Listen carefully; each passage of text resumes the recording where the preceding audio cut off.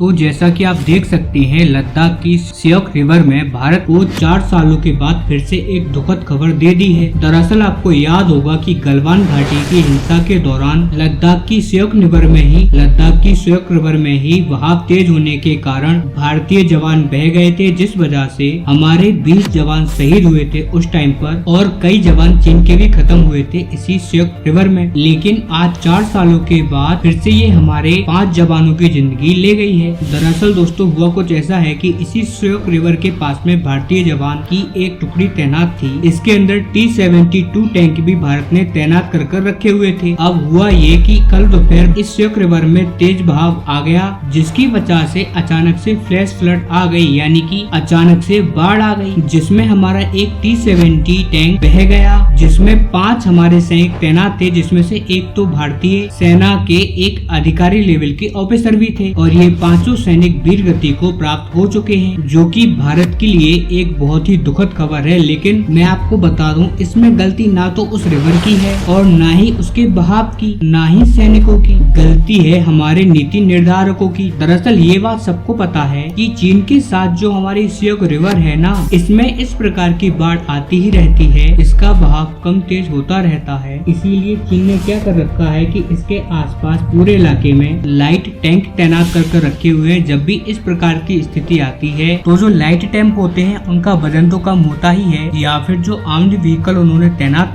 कर रखे हैं उनका वजन तो और भी कम होता है, जिसकी वजह से वो बहुत तेजी से मूव करते हैं। उनको वो पहाड़ पर चढ़ा लेते हैं, ऊंची जगहों पर ले जाते हैं, जिससे कि उनको इस प्रकार की दुर्घटना का सामना नहीं करना पड़ता। लेकिन हमारे नीति निर्धारकों ने इतने सालों में कितनी ही बार कहने के बावजूद सेना के लिए लाइट टैंकों की व्यवस्था नहीं करवाई। हैरानी की बात यह है कि भारतीय सेना ये कई सालों से कह रही है कि अमेरिका का जो स्ट्राइकर आर्म्ड व्हीकल है हमको वो दे दो, इन इलाकों के लिए वो बेस्ट माना जाता है। इनफैक्ट अगर स्ट्राइकर हमारे पास आता है तो हम चीन पर बढ़त हासिल भी कर सकते हैं, क्योंकि स्ट्राइकर को जमीन कब्जाने का किंग माना जाता है। इनकी मदद से आप ऐसे दुर्गम इलाकों में जा सकते हैं जहाँ पर पैदल सैनिकों के अलावा कोई भी नहीं जा सकता। ऐसे में अगर सेना को स्ट्राइकर आर्म्ड व्हीकल और लाइट वेट टैंक मिल जाते हैं तो हम चीन की ईंट से ईंट बजा देंगे, उनको नाकों चने चबा देंगे। लेकिन हमारे नीति निर्धारकों को 10 साल से ये बात दिखाई नहीं दे रही, और आप जानकर हैरान होंगे कि अमेरिका स्ट्राइकर आर्म व्हीकल को भारत में ही मैन्युफैक्चर करने के लिए भी रेडी है, लेकिन आज तक हम उनसे बात ही खत्म नहीं कर पाए। लेकिन जो दिल्ली में कुर्सियों पर बैठे हैं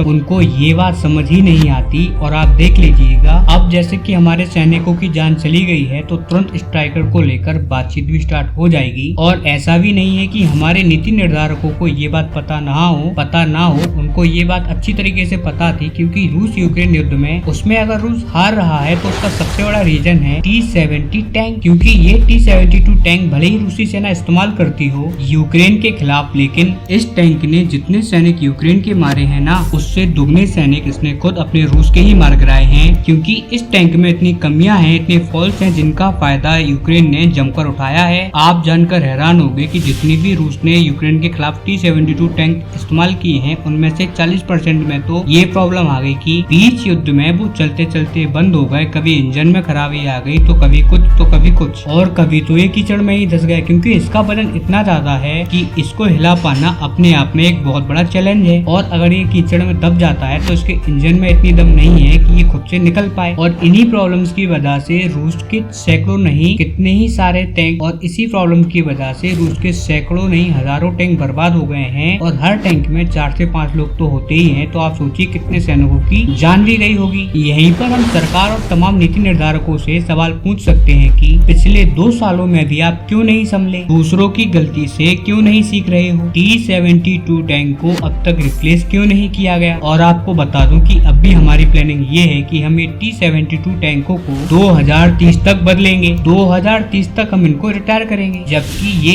एक तरीके से कबाड़ हथियार है। इनका काम है अपने ही सैनिकों की जान लेना। हालांकि इस पर आपका क्या मानना है हमें कमेंट कर बताएं, और चैनल को सब्सक्राइब करना ना भूलें। तब तक के लिए नमस्कार, मिलते हैं अगली वीडियो।